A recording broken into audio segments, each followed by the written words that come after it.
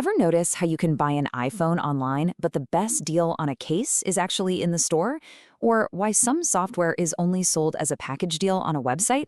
Well, it turns out that every time you choose between clicking Add to Cart or walking into a store, you're playing a part in a huge, complex game. A game between manufacturers and retailers. And today, we're going to pull back the curtain on the playbook they're all using. You know, for the big players like Apple or Walmart, the answer to that question is a massive both. They've built what's called a clicks and mortar model. They've got the incredible reach of online shopping combined with the real-world, hands-on experience of a physical store.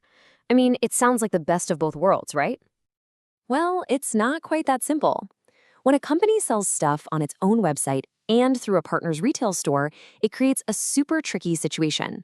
How do you price everything? What do you sell where? Because if you get it wrong, your fancy new online store can end up just stealing sales from your physical one. It's a huge problem called channel cannibalization. So this is the core dilemma we're going to unpack. It's a high-stakes puzzle that basically every major brand you can think of has to solve. And lucky for us, some fresh research gives us a fascinating peek at the playbook. A study from the International Journal of Industrial Engineering Computations dived right into this. And they used game theory to do it. Yeah, the same kind of math that can help you win at poker or analyze global politics, they used it to model this entire retail battlefield and figure out the absolute best ways to price and sell products. But before we can get to the winning strategies, we have to understand the pieces on the board. The study really zeroes in on 3 key strategic ingredients that pretty much shape this entire game. First up is something called network externality. This is a really powerful force. It's the whole reason a platform like Facebook or TikTok is valuable. It's because everybody else is on it. The more people that use a product or service, the better it becomes for every single user. It's a huge, huge factor in tech. Next, we've got product bundling. Oh, you've seen this literally everywhere. It's the combo meal at your favorite fast food place, or the software suite that gives you Word, Excel, and PowerPoint all together. It's a classic strategy to sell more by making the package deal just too good to refuse. And finally, there's the clicks and mortar model itself. This is the hybrid world most of us are shopping in right now, where online stores and physical stores exist side by side and are constantly competing with each other. All right, so now that we know the ingredients, let's check out the recipes. The study breaks down this whole competition into 4 totally distinct ways to play, 4 core strategies that define the entire game. Whoa, okay, I know this looks a little intimidating, but trust me, it's simpler than it looks. Just think of it like a map of the game. You've got the manufacturer up top, that's us, the customers down at the bottom, and right in the middle are the 2 battlegrounds, the retailer's physical store and the manufacturer's own online store. They're both fighting for our business. This table basically lays out the 4 possible scenarios. Each player, the retailer with a physical store and the manufacturer with the online one, can make one of 2 big moves. They can either sell their products one by one as components, or they can sell them as a bundle. And every single one of these combinations creates a completely different game. So for example, in scenario 1, everybody sells items separately. In scenario 2, they both go all in on bundles. And then in scenarios 3 and 4, they mix it up. One of them bundles and the other sells things piece by piece. Each choice dramatically changes prices and, of course, profits. So we've got these 4 different playbooks, but which one actually wins the game? Okay, this is where the study gets really interesting because it reveals some fascinating and honestly pretty surprising answers. Let's dig in.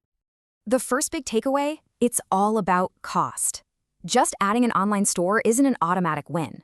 The clicks and mortar model is only truly profitable in this tiny sweet spot, where the cost to set up the online shop is low, and the inconvenience cost for us shoppers, things like shipping fees or waiting for delivery, is also low. And get this, look at the chart on the right. A bundling strategy shrinks that profitable zone even more. It's a way riskier play if your costs are high. Here's another key rule the study found. Balance is everything. This 2-channel clicks and mortar model only really works well when the products being sold are pretty similar, either in how popular they are or what they cost the retailer. If one product is way more popular or way more expensive to stock than the other, the research shows it's actually better to just stick with a traditional physical-only store. Now you'd think, right, that a stronger network effect, a more popular product, is always a good thing for everyone involved. But the research points out that's just not the case. If a retailer is already in a weak position, A super popular product can actually crush their profits. Why? Because it gives the manufacturer, who controls the online channel, way too much power. And you can see that conflict playing out right here on this chart. Just focus on the scenario 2 box up in the top right. As the network effect gets stronger, as you move along that dotted arrow, just watch what happens to the retailer's profit right next to it. It gets darker and darker, which means their profits are just plummeting. That is channel cannibalization, live in action. The manufacturer's website is eating the retailer's lunch. And here's maybe the wildest twist they've found. In most cases, as a product gets more popular, competition drives the price down. You can see that happening in the first 2 scenarios. But look at scenario 3. The price goes down, and then it starts to creep back up again. It creates this bizarre U-shaped curve that you almost never see, and it just goes to show how weird and complex these pricing games can get. Finally, let's talk about that inconvenience cost we mentioned, the hassle of online shopping. It plays a massive role. This chart shows a perfect seesaw effect. When that inconvenience is low, say free next-day shipping, the manufacturer's online channel makes a killing. But as that cost goes up, making online shopping more of a pain, the profit and sales shift directly back to the physical retailer. So, what does this all boil down to for you and me? Well, every single pricing decision, every bundle offer you see, every online exclusive, it's all a calculated move in this massive, invisible game being played between manufacturers and retailers. So let's recap the big lessons from this retail playbook. First, when a product is hot, prices will often drop because everyone is just trying to get that massive user base. Second, remember that going online isn't a silver bullet. If the costs are too high, old school brick and mortar stores can still come out on top. Third, sometimes the smartest move is a mixed one. Selling bundles online and individual items in stores can be a winning combo.